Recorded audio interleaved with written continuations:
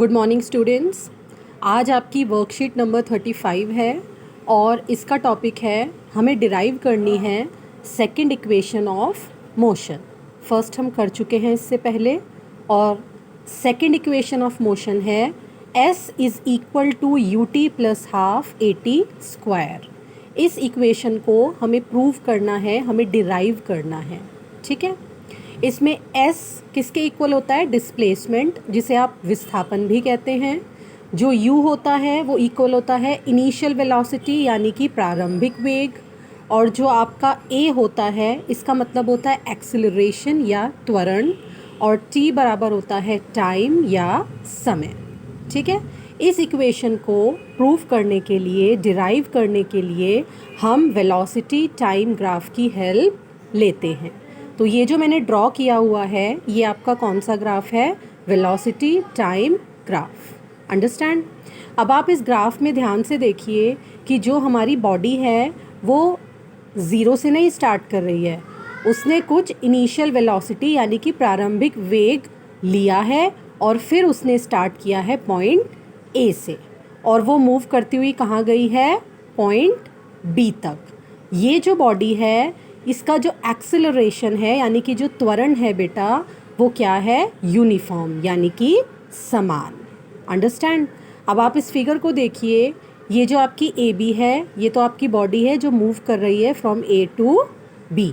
ठीक है, उसके बाद बी से ये वाला जो है आपका, ये कहलाता है आपका एक्स एक्सिस, और ये जो आपकी लाइन जा रही है ये कहलाता है आपकी वाई एक्सिस। तो पॉइंट बी से एक्स एक्सिस के ऊपर आप ये देख रहे हैं ना रेड कलर की डॉटेड लाइन, ये मैंने क्या खींची है? परपेंडिकुलर, और यहाँ पर मैंने क्या लिख दिया? सी। सेम इसी तरीके से ए पॉइंट से डी पॉइंट तक हम क्या ड्रॉ करते हैं? परपेंडिकुलर। अंडरस्टैंड? अब अगर मैं बात करूँ ओ ए की, तो ये बॉडी का क्या कहलाएगा? प्रारंभिक वेग। तो ओ ए किसके बराबर है? यू के। तो हम कह सकते हैं initial velocity O A is equal to U. ठीक है, अब बॉडी मूव करके बी तक पहुंच गई है, तो ये वाला पार्ट क्या कहलाएगा? B C. बी सी क्या कहलाएगा? वी, और वी क्या होता है हमारा? फाइनल वेलोसिटी यानी कि अंतिम वेग। अब यहाँ से यहाँ आने में बॉडी समय भी तो ले रही है, तो जो टाइम है वो हम किससे शो करेंगे? ओ सी से। तो जो टाइम है वो किससे शो होगा? ओ सी। ये देखिए यहाँ लिख दिया मैंने। ये जो आपका है, ये जो ग्राफ है ये कहलाता है आपका डिस्प्लेसमेंट निकालने का ग्राफ, और डिस्प्लेसमेंट निकालने के लिए हमें ग्राफ में जो ये ए बी के नीचे का एरिया दे रखा है, इस एरिया का हमें क्या निकालना है? एरिया। ठीक है, अब area under graph A B, यानी कि ये ए बी है और इसके नीचे का जो पोर्शन है आपके ग्राफ का, उसका आप क्या निकालेंगे? एरिया। अगर आप इसका एरिया निकाल लेंगे तो आपका क्या निकल के आ जाएगा? Second equation of motion. चलिए देखते हैं। अगर आप ध्यान से फिगर में देखेंगे बच्चों, ओ ए बी सी ये एक क्या है? ट्रेपेजियम, और ये जो ट्रेपेजियम है ये दो पार्ट्स को मिलाकर बना है। एक आपका ए डी बी ट्राइंगल और एक आपका ओ ए डी सी रेक्टेंगल। तो जो ट्रेपेजियम है वो एक ट्राइंगल और एक रेक्टेंगल से मिलकर बना है। आपको पता है ट्राइंगल का जो एरिया होता है वो हाफ बेस इंटू हाइट होता है, और जो रेक्टेंगल का एरिया होता है वो होता है लेंथ इंटू ब्रेथ। अंडरस्टैंड? तो डिस्प्लेसमेंट निकालने के लिए, यानी कि जो मेरी बॉडी है जो ए से बी तक गई है, इसकी अगर मुझे विस्थापन यानी कि डिस्प्लेसमेंट निकालना है तो मैं इन दोनों के एरिया को क्या कर दूंगी? प्लस। तो पूरे ट्रेपेजियम का एरिया निकल के आ जाएगा। यस और नो? अब एरिया ऑफ ट्राइंगल क्या होता है? Half base into height. तो बेस क्या दे रखा है आपको? एडी। यस और नो? ट्राइंगल का जो बेस है वो क्या है? एडी, और ट्राइंगल की जो हाइट है वो क्या है? बीडी। तो यहाँ पर मैंने क्या लिख दिया? AD into BD, plus area of rectangle क्या होता है? Length into breadth. तो आप क्या करेंगे? O C into O A. तो ये आपकी लेंथ हो गई और ये आपकी ब्रेथ। तो यहाँ मैंने क्या लिख दिया? ओ सी इंटू ओ ए। यहाँ तक कोई दिक्कत? अब ये जो बी डी है बेटा, ये बी डी दिख रहा है आपको? ये बी डी क्या है आपका, ये पूरा परपेंडिकुलर मैंने ड्रॉ किया था ना बी सी, उसका एक पार्ट है बी डी। तो अगर मुझे बी डी निकालना है तो मैं पूरे परपेंडिकुलर में से इस वाले पार्ट को जब माइनस करूँगी तो मेरा क्या निकल के आ जाएगा, बी डी।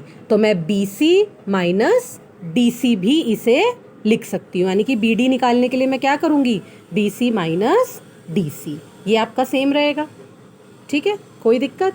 अब यहाँ ध्यान से देखिए, मैं आपको बता चुकी हूँ बी सी की वैल्यू क्या थी, v, यस और नो, और डी सी की वैल्यू क्या है, डी सी की वैल्यू क्या होगी, अगर ये एक रेक्टेंगल है तो इसके अपोजिट साइड्स इक्वल होंगी। अगर ओ ए यू दे रखा है तो डी सी भी क्या होगा, यू, ये वाला पार्ट भी क्या होगा, यू। तो यहाँ पर मैंने बी सी की जगह क्या लिख दिया, v, और डी सी की जगह u।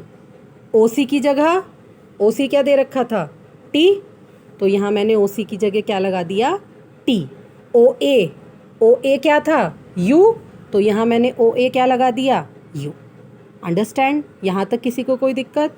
तो आप लिख सकते हो s यानी कि displacement is equal to half, अब v माइनस यू था तो v minus U into T plus U T.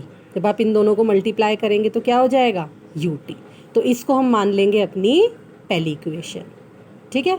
इससे पहले वर्कशीट में आप निकाल चुके हैं फर्स्ट इक्वेशन ऑफ मोशन, क्या होती है वो, v is equal to U plus A T, यही होती है। तो आप क्या करोगे, u को जब लेफ्ट हैंड साइड में एल एच एस पर लाओगे तो माइनस हो जाएगा, तो v minus U is equal to A T.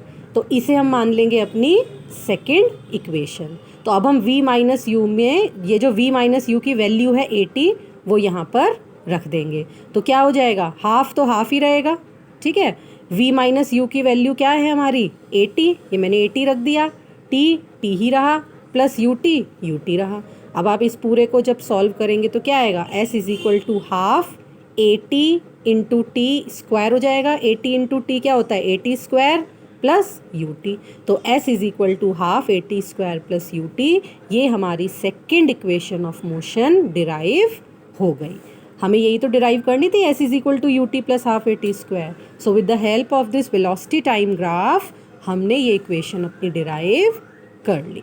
I hope you don't have a problem. इसको बेटा वीडियो को अच्छे से देखो, अगर कोई प्रॉब्लम है तो please ask me. Thank you.